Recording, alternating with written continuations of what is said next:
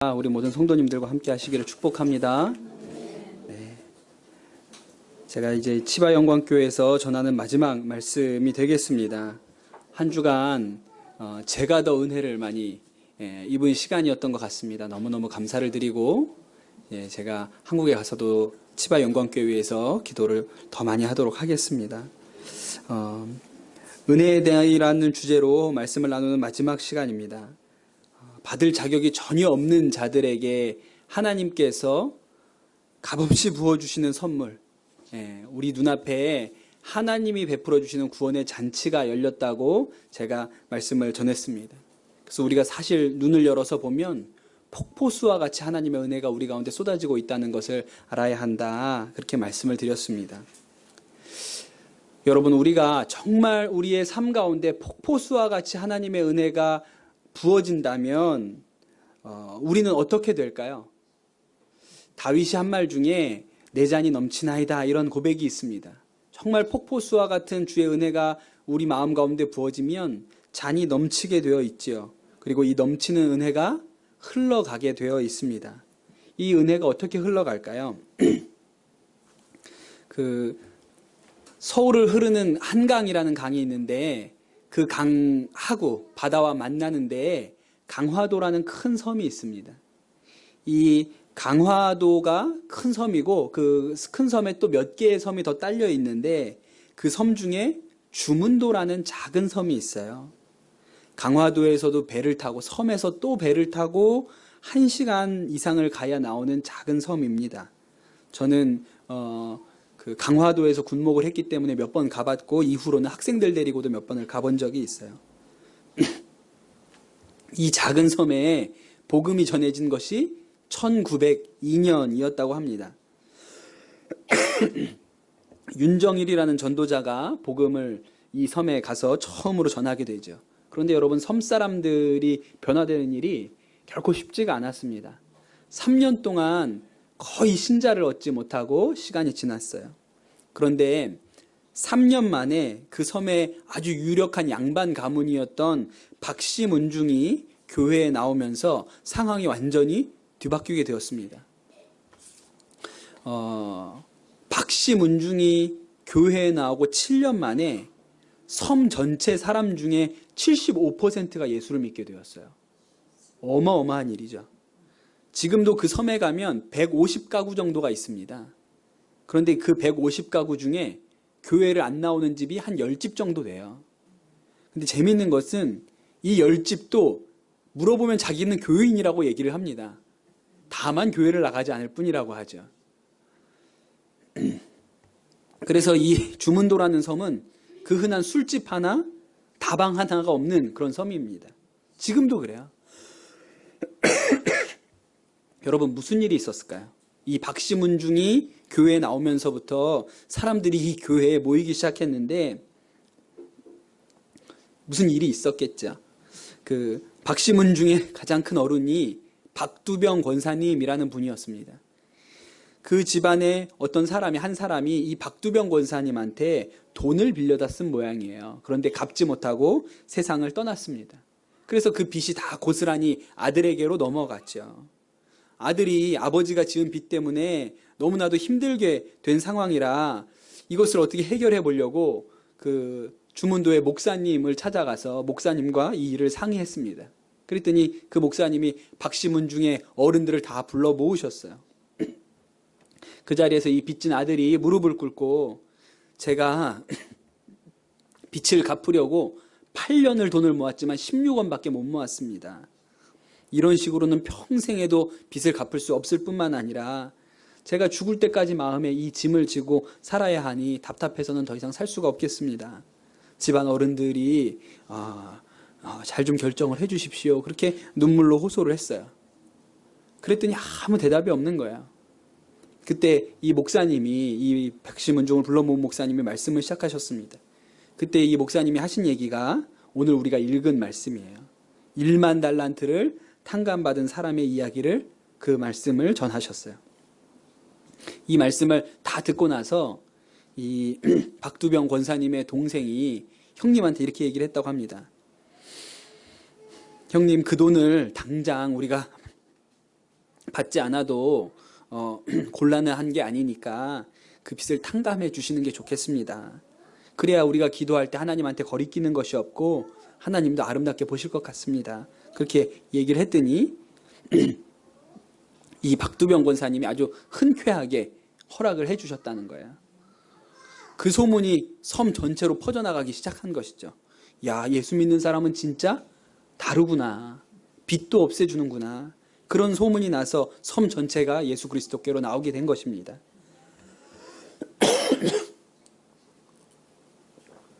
그런데 더 재밌는 것은 그날 이 말씀을 전했던 목사님이 종순일이라는 목사님이신데, 이 종순일 목사님은 강화도에서 처음 예수 믿은 사람 중에 한 분이세요. 그때 이 종순일 씨가 예수를 믿고 신앙생활을 할 때 그분이 성경을 읽다가 마태복음 18장을 읽었습니다. 오늘 우리가 읽었던 이 말씀을 읽은 거예요. 1만 달란트 빚진 자에 대한 말씀을 읽었어요. 그리고 고민이 되기 시작했습니다. 왜냐하면 돈을 많이 빌려줬거든요, 사람들한테. 그리고 이 종순일 씨가 고민을 하다가 어떤 일을 했는지가 1900년에 나온 조선 그리스도인 회보라는 잡지에 이렇게 써 있습니다. 양력 4월분에 강화 홍의 교우 종순일 씨가 자기의 죄를 하나님께 용서하여 주심을 깨닫고 무한 감사하며 또 성경 말씀을 생각하고 스스로 가라되 하나님께서 나의 10,000냥 빚을 탕감하여 주셨으니 나도 남이 내게 빚진 것을 탕감하여 주리라 하고 빚진 사람들을 모두 청하여 놓고 성경 말씀으로 연설을 하여 전도한 후에 빚준 문서를 그 사람들 앞에 즉시 불을 놓으니 탕감하여 줌을 입은 자들이 크게 감복하여 영화를 하나님께 찬송하고 서로 공론하되 예수교를 믿는 사람은 자기 돈까지 버려 남에게 적선을 하니 참으로 거룩한 일이라 한다더라. 이게 잡지에 실린 내용이었어요. 사랑하는 성도 여러분, 은혜는 고여있는 것이 아니라 흘러가는 것입니다. 강화도는요, 지금도 믿음의 땅이에요. 강화도에 가면 교회가 얼마나 많은 줄 모릅니다. 그냥 그렇게 말로 그렇게 된 것이 아니라 정말 이 은혜가 흘러가기 때문에 역사가 있었던 것이죠. 오늘 예수님께서 하신 말씀은 빚을 탕감하여 주는 얘기예요. 그것은 모든 그리스도인이 빚진 자에게 채무를 탕감하여 준다 하는 것을 의미하는 것이 아닙니다. 이런 일도 귀하지만 우리가 더 중요하게 오늘 풀어야 할 한 가지 문제에 대해서 이야기하고 있습니다. 오늘 읽은 말씀의 마지막 절을 보면 예수님께서 진짜 하시려는 이야기가 있다는 것을 알 수 있어요. 35절에 너희가 각각 마음으로부터 형제를 용서하지 아니하면 나의 하늘 아버지께서도 너희에게 이같이 하시리라 그랬습니다. 오늘 말씀을 통해서 예수님이 우리에게 하시고 싶으신 얘기는 용서입니다. 1만 달란트 탕감받은 자는 바로 우리를 이야기하지요. 제가 첫 시간에 지난주에 우리가 로또 맞은 자들과 똑같다 그렇게 말씀을 드렸어요. 예수님은 우리를 1만 달란트 탕감받은 자라고 말씀하십니다. 우리가 죄인인데 감히 하나님 앞에 나아갈 수 없고 천국은 꿈도 못 꿀 그런 죄인이지요. 그런데 하나님께서 우리를 사랑하셔서 예수 그리스도의 피값으로 우리의 죄를 대신해 주셨어요. 우리가 용서를 받았습니다. 그러니까 우리는 로또 맞은 자이고 1만 달란트를 탕감받은 자예요. 그런데 이 1만 달란트 탕감받은 자가 100데나리온 빚진 자를 만납니다. 그리고 이 100데나리온 빚진 자의 멱살을 잡고 빚을 갚으라고 소리를 치지요. 못 갚는다고 하니까 감옥에 가두어 버립니다. 여러분, 1만 달란트와 100데나리온은 지금 우리로 치면 3조 원과 500만 원이에요. 3조 원의 부채를 탕감받은 사람이 500만 원 빚진 사람한테 돈을 받으려 했다는 것이죠. 그렇게 해서는 안 된다는 것입니다. 그것은 말이 안 된다는 거예요. 우리가 하나님 앞에 우리의 모든 죄를 용서받았다고 말하면서 여전히 미운 사람이 있고 서운하고 싫은 사람, 꼴 보기 싫은 사람, 생각만 해도 짜증나는 사람이 있다는 것은 말이 안 된다는 것입니다. 우리가 은혜로 용서를 받았다면 우리도 용서하는 사람이 되어야 하는 것이 마땅하다. 그것이 오늘 예수님이 하시는 말씀입니다. 그렇게 된다는 것이죠. 그런데 이론적으로는 이 말씀이 맞습니다. 우리가 용서를 받았으니까 우리도 용서해 준다. 이것이 이론적으로는 맞죠. 그러나 용서가 우리에게 어려운 일입니다. 우리에게 상처를 준 사람을 용서하는 것은 말처럼 쉬운 일은 아니에요. 왜냐하면 우리가 받은 상처는 잘 지워지는 게 아니거든요. 제가 잊지 못하는 것 중에 하나가 중학교 음악 교과서에 나오는 노래들의 개 이름을 아직도 기억하고 있습니다. 개 이름이 뭔지 아세요? 도레미파 솔라시도. 요 개 이름을 아직도 기억해요. 그런 개 이름이야 사실은 뭐 그때만 잠깐 외웠다가 다 까먹는 것인데 저는 아직도 거의 다 외우고 있습니다. 왜냐하면 엄청 두들겨 맞았거든요. 이걸 못 외우면 너무 많이 맞았기 때문에 다 기억하고 있어요. 조금만 해볼까요? 솔, 솔, 라, 솔, 도, 시, 라, 솔, 파, 파, 미, 미, 레, 도, 레, 미. 이게 독일 가곡 로렐라이의 개 이름이에요. 또 이런 거 있습니다. 일본 분들 잘 모르실 텐데. 솔, 솔, 도, 레, 미, 파, 미, 도, 솔, 파, 미, 도, 레, 파, 미, 레, 파, 파, 미, 레, 도, 시, 레, 라, 시, 솔, 파, 미. 이게 봄이 오면 사내들의 진달래피네입니다. 또 이거는 다 아실 거예요. 미, 파, 미, 레, 도, 레, 도, 도, 파, 파, 파, 솔, 라, 솔. 모차르트의 자장가. 아직도 중학교 음악 교과서에 나오는 개 이름이 다 기억납니다. 제가 중학교 다닐 때만 해도 고등학교를 시험 봐서 들어갔거든요. 음악 시험에서 10문제가 나왔는데 이 10문제 맞추려면 개 이름을 꼭 외워야 된다고 가르치셨고 못 외우면 아주 엄청나게 때리셨어요. 저 같은 사람은 음감이 없어서 이걸 못 외우거든요. 근데 하도 맞으니까 외운 거예요. 그리고 지금도 잊어버리진 않습니다. 음악 시간에 실기시험이라고 보는데 실기시험은 다른 게 없습니다. 한 학기 동안 배운 노래의 제목을 다 쪽지에 써요. 이렇게 한 쪽지에 하나씩 이름이 써 있습니다. 그리고 통에 넣습니다. 그리고 뽑는 거예요, 하나를.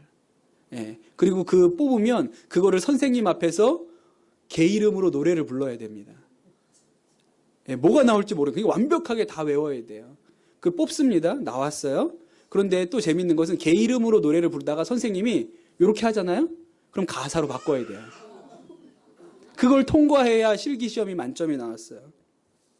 예를 들어 이런 겁니다. 진도 아리랑을 뽑았어요. 그러면 민민미랄라 민민미랄라 아라리가 났네 미랄라 랄라 도시 아라리가 났네 이렇게 불러야 되는 거예요. 이래야 만점을 맞습니다.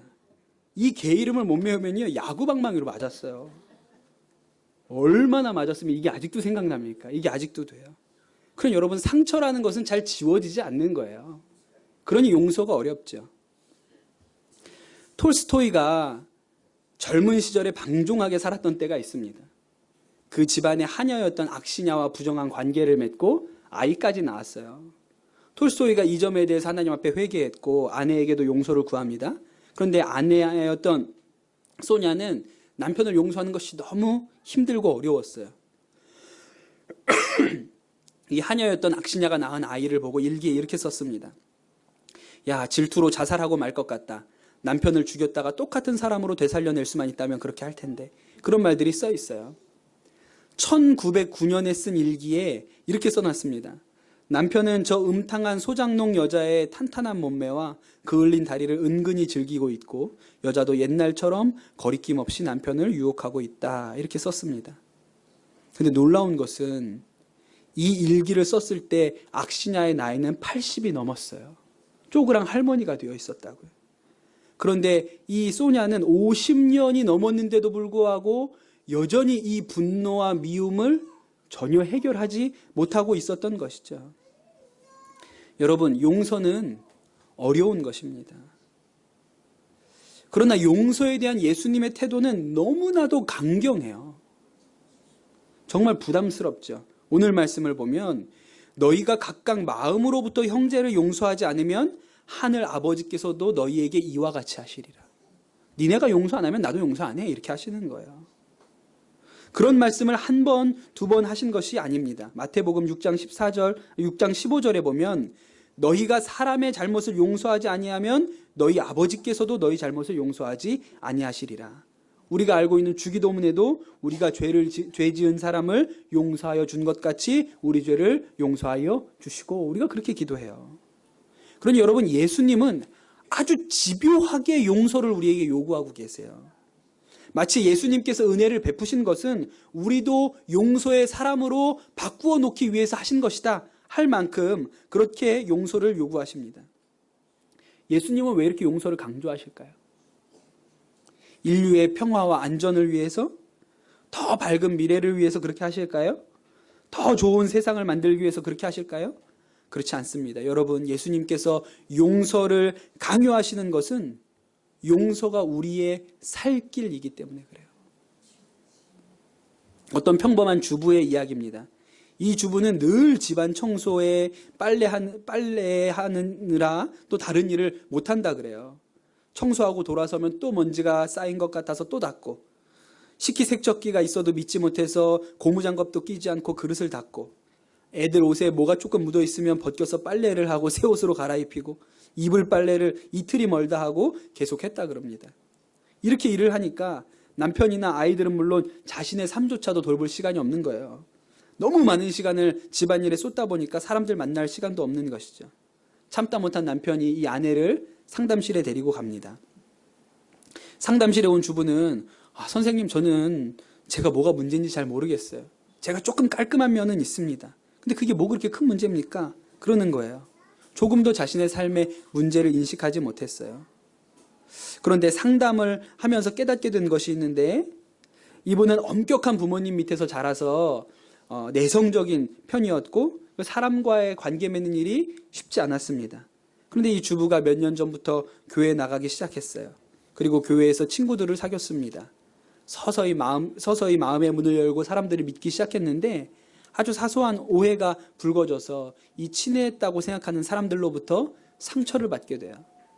어렵게 마음을 준 사람들이었는데 상처를 받으니까 상처의 깊이가 굉장히 컸습니다. 그리고 이 마음의 상처를 다스리는 과정에서, 야, 마음을 연 내가 잘못이지, 내가 잘못한 거야, 이렇게 생각하고 다시는 사람들에게 마음을 주지 말아야겠다, 이렇게 생각을 했습니다. 그리고 내 마음대로 안 되는 사람들에게 정성을 쏟는 것보다 내 마음대로 할 수 있는 물건에 집착하기 시작한 거야. 그런데 문제는 이것이 의식적으로 선택한 게 아니었기 때문에 본인도 모르는 새 그렇게 되었던 것이죠.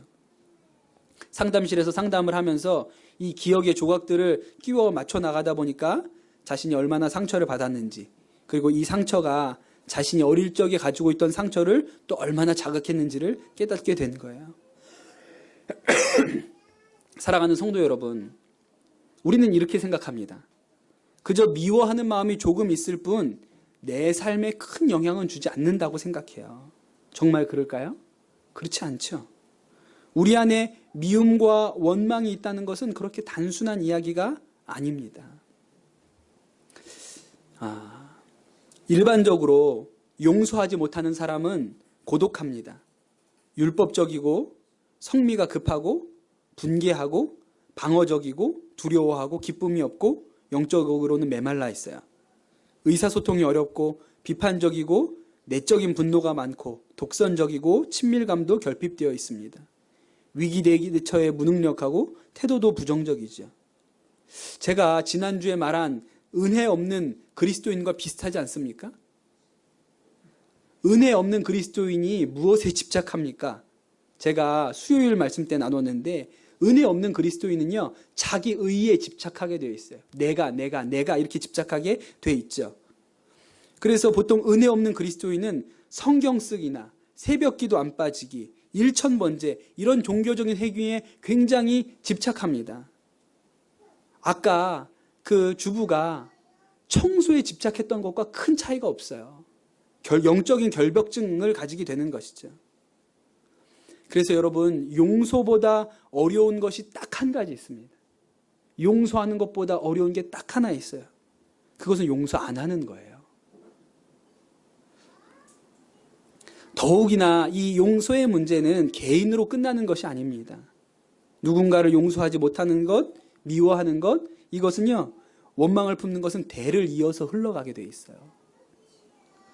1898년에 미국 시카고의 노동자의 딸로 태어난 데이지의 아버지는 아주 술주정뱅이였습니다. 아버지 때문에 어머니도 떠났고 자라면서 얼마나 자식들을 매질을 했는지 데이지는 아버지를 향한 원망과 증오가 가득했다 그래요. 집을 떠날 수 있는 나이만 되면 나는 떠나서 절대로 돌아오지 말아야지 그렇게 생각을 했습니다. 그리고 아버지로부터 독립을 했어요. 다시는 아버지를 찾지 않았습니다. 그런데 이상한 일이 하나 일어났어요. 세월이 흘러서 아버지가 완전히 새로운 사람이 되었다는 얘기를 들은 거예요. 술 취해서 거리에서 방황을 하다가 구세군 구제센터에 갔는데 그곳에서 예수님을 만났다는 것이죠. 이 은혜 받은 아버지가 자식들을 찾아다니면서 용서를 구했습니다. 대부분의 자녀들은 이미 중년이 되었고 자신도 가정을 이루었기 때문에 아버지의 변화를 받아들이고 아버지를 용서했어요. 그런데 데이지는 용서하고 싶지 않았어요. 지금까지 나한테 준 상처에 대해서 단지 미안하다는 한마디로 그것을 끝낼 수 없다고 생각했어요. 데이지는 평생 이렇게 생각했습니다. 나는 아버지처럼 살지 말아야겠다. 그래서 단 한 번도 술을 먹은 적이 없어요. 그런데 이상한 것은 그녀가 아버지가 술에 취해서 집에서 했던 행동을 그대로 따라했다는 것입니다. 소파에 누워서 자녀들에게 소리 지르는 것이었죠. 입 다물어! 너희가 내 인생을 망쳐놨어. 라고 자녀들에게 소리쳤어요. 아이가 울면서 엄마에게 잘못했다고 할 때도 잘못인 줄 알았으면 하지 말았어야지 하고 매몰차게 소리쳤다는 거예요. 그런 매몰찬 대접을 받고 자란 아이가 마가렛이었어요. 마가렛은 자라면서 엄마한테 상처를 많이 받았습니다. 마가렛도 속으로 이렇게 생각했어요. 엄마랑 다르게 살아야지. 엄마처럼 살지 말아야지. 그렇게 생각을 했습니다. 그런데 참 이상하게도 자녀를 보면 자꾸 화가 나는 거예요. 이상하게도 마가렛 역시 소파에 누워서 자녀들에게 소리를 질렀습니다. 특별히 마가렛에게 자녀들 중에 정말 견디기 힘들었던 아들이 마이클이었어요. 마이클은 엉망이었습니다. 술을 마시고 대마초를 피우고 제멋대로였어요. 어느 날 이 아들을 향해서 내가 살아서 다시는 네 얼굴을 보고 싶지 않다. 그렇게 쏘아붙였습니다. 이 말을 듣고 나간 아들은 26년 동안 어머니 얼굴 보지 않았어요. 이후에 마이클이 정신을 차리고 가정을 꾸렸습니다. 그러나 그 가정은 오래가지 않았어요. 2번 이혼을 했고 3번째 결혼을 했는데 3번째 결혼한 여자와도 문제가 있었습니다. 그리고 별거 중인 3번째 아내의 이야기가 나오면 이렇게 소리쳤어요. 살아있는 동안 다시는 그 여자를 볼 생각이 없습니다. 엄마가 자기에게 했던 그 말 그대로. 여러분 너무 두려운 일이 아닙니까? 여러분 이런 일이 가정에서만 있을까요? 아니요. 미국에 있는 가정에서만 있을까요? 아니요. 얼마든지 찾아볼 수 있죠. 주변에 이런 일이 얼마든지 있어요. 내가 용서하지 못하는 것이 나의 문제로만 끝나면 얼마나 좋겠습니까? 그런데 마음에 미움이 있는 사람은 그 용서하지 못하는 사람을 고스란히 내 마음에 가지고 집으로 들어옵니다. 그리고 그 미워하는 사람이 내 마음과 내 생각을 지배하고 내 혀를 통치하고 내가 사랑하는 사람에게 화내도록 만들지요. 내 속에 불을 지릅니다. 그래서 여러분 용서하지 않는 사람은 마치 쥐약을 내가 먹고 상대방이 죽기를 기다리고 있는 것과 마찬가지예요. 여러분 뱀에게 물렸으면 뭘 해야 합니까? 독을 빼고 치료를 해야죠. 그런데 누군가를 미워하는 사람은 뱀한테 물렸는데 뱀을 잡으러 다니는 사람이에요. 네가 날 물어? 감히? 지금은 뱀을 잡으러 다닐 때가 아니라 독을 빼야 내가 사는 것이죠. 제가 군목 시절에 함께 했던 군종병이 하나 있었습니다. 이 군종병은 목사님 아들이었어요. 그런데 늘 아버지 목회에 불만이 많았고 자신은 교회도 다니고 싶지 않다고 말하는 친구였습니다. 근데 그런 전후 사정을 잘 모르고 이 친구가 저희 교회에 군종병으로 온 거예요. 그리고 교회를 섬기는 일이나 제가 하는 일에 마음에 들어 하지 않았습니다. 한 번은 일을 잘못해서 제가 나무란 적이 있는데 이 친구가 저한테 대놓고 반항을 하고 저를 향해서 화를 내고 고함을 치는 거예요. 이런 일이 있을 수가 없거든요. 왜냐하면 군목 시절에 제 계급이 대위였어요. 그리고 이 친구의 계급은 짝대기 하나였어요. 그러니까 군대 안에서 있을 수가 없는 일이고, 제가 처리하려면 명령불복종이나 상관모욕죄로도 이 친구를 영창에 보낼 수 있는, 죄를 물을 수 있는 위치에 제가 서 있었습니다. 근데 이 친구가 저한테 막 그렇게 행동을 했을 때 하나님께서 저에게 주시는 마음이 제가 그 친구한테 사과를 하라는 거예요. 반대는 제가 하겠어요. 그 친구가 저한테 사과하면 용서해 줄게, 이 정도는 제가 하겠는데, 하나님이 저한테 하시는 말씀은 도리어 제가 그 아이한테 용서를 구하라는 거예요. 너무너무 하기 싫었습니다. 근데 강권하심 때문에 제가 그 친구한테 목사님이 미안하다, 내가 네 마음을 잘 헤아리지 못해서 미안하다라고 제가 이야기를 했죠. 그리고 분해서 잠을 못 잤습니다. 너무 분해가지고 이제 잠이 안 오더라고요. 근데 놀라운 것은 그때부터 그 친구의 태도가 바뀌기 시작했어요. 저를 조금 어려워하는 것 같기도 하고 저한테 예의를 잘 갖추려고 하는 것 같기도 했습니다. 그리고 이 친구가 평생 목회자로 살 마음은 없다 그랬는데 나중에 목회자로 살겠다고 그렇게 결심을 했어요. 저와도 지금도 연락을 주고받을 만큼 돈독한 관계를 유지하고 있습니다. 근데 최근에 약 한 달쯤 전에 전화가 한 통 왔어요. 바로 군종병한테 전화가 왔습니다. 어디서 전도사로 사역을 하고 있는데 성도 중에 자신을 너무 힘들게 하고 어렵게 하는 성도가 있어서 한판 붙을 마음이라고 자기가 그렇게 저한테 전화를 한 거예요. 그러면서 자기의 계획을 저한테 소상히 얘기를 해줬어요. 어떻게 할 건지. 제가 이야기를 다 듣고, 대리나, 내가 너한테 어떻게 했는지 기억나니? 그래서 너랑 나랑 지금도 연락을 하지 않냐. 너도 그렇게 해야 되는 거야. 그랬더니 우리 오 전도사님이 목사님 그 말씀이 옳습니다. 그리고 전화를 끊더라고요. 여러분, 은혜는 내가 사는 길입니다. 남을 살리려고 용서하는 것이 아니고 내가 살기 위해서 용서하는 것이죠. 대리인을 살린 게 아니고 저를 살린 것이죠. 근데 내가 산 이 은혜가 남도 살리게 된 것입니다. 요셉은 자신을 구덩이에 집어 던지고 이집트에 팔아버린 형들을 용서했지요. 여러분, 누가 살았다고 생각하십니까? 그 용서 때문에 형들이 살았다고 생각하세요? 아니요, 요셉이 살았습니다. 요셉은 보디발 장군 집에서 종살이를 할 때나 감옥에 갇혀 있을 때나 그 마음이 병들지 않았어요. 복수에 가득 차서 분노하지 않았습니다. 그것은 그가 마음에 용서했기 때문이죠. 다윗은 자신을 잡아 죽이려고 했던 사울을 2번이나 살려줬습니다. 다윗이 누구를 살렸죠? 사울을 살렸을까요? 아닙니다. 다윗이 산 거예요. 그 용서 때문에 다윗이 살았죠. 다윗이 사울이 죽었다는 소식을 듣고 목 놓아 울었습니다.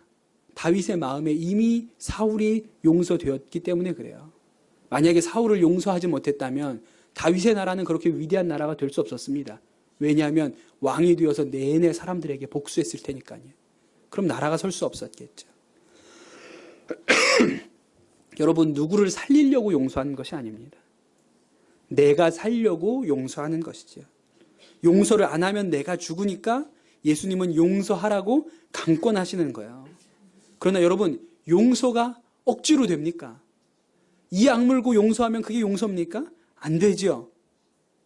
그러나 예수 그리스도의 은혜로 녹으면 되는 것이죠. 예수 그리스도의 은혜로 우리의 마음이 녹아내리면 용서가 가능해지는 것입니다. 여러분, 첫 시간에 은혜가 없으면 우리는 살 수가 없다고 지난주 주일에 말씀을 드렸습니다. 여러분, 우리가 은혜 없으면 못 삽니다. 왜 은혜 없이 못 살죠? 은혜 없으면 용서가 안 되니까요. 예수 그리스도의 은혜가 없으면 용서가 안 되니까 살 수가 없는 것이죠. 그렇기 때문에 여러분, 은혜 없으면 살 수 없는 것처럼 용서 없으면 살 수 없습니다. 그래서 은혜가 용서고 용서가 은혜인 거예요. 사랑하는 우리 치바 영광교회 성도 여러분, 용서 가운데로 나아가시게 되기를 축복합니다. 그것이 여러분이 사는 길이고 또한 가족이 사는 길이고 그것이 치바 영광교회가 사는 길이신 줄로 믿으시고 예수 그리스도의 은혜 안에 여러분 마음이 녹아서 용서 가운데로 나아가시게 되기를 축복합니다. 이 시간 우리 합심해서 한번 기도하도록 하겠습니다. 하나님, 우리 힘으로는 용서할 수 없지만 하나님의 은혜로는 우리가 용서할 수 있습니다. 우리가 은혜 가운데 우리의 심령이 녹아지게 하여 주시옵소서. 은혜 가운데 우리의 심령이 완전히 녹아져서 억지로 용서하는 게 아니라 용서되는 인생 살게 하여 주시옵소서. 이 시간 우리 합심해서 기도하도록 하겠습니다.